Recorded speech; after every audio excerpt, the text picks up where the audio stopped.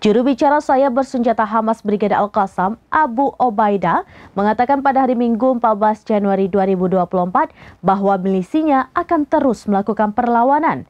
Dan setelah 100 hari perang, anggotanya telah melumpuhkan 1.000 kendaraan militer Israel.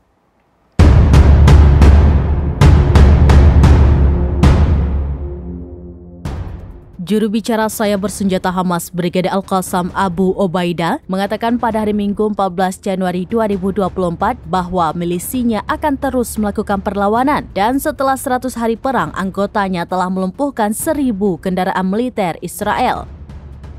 Milisi Islam masih melakukan perlawanan ketika pertempuran dan serangan Israel terus berlanjut menyebabkan 125 orang tewas dalam beberapa jam terakhir.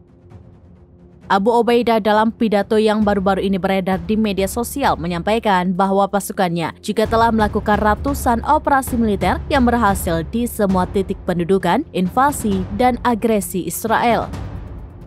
Dalam pidatonya, Al-Qassam melalui juru bicara Abu Obaidah mengatakan beberapa hal penting selama 100 hari.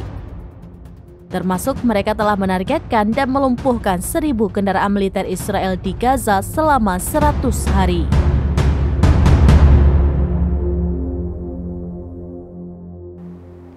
Demikian informasi terkini Syederalun, saksikan terus beragam informasi lainnya. Jangan lupa like dan share seluruh akun serambinews.com.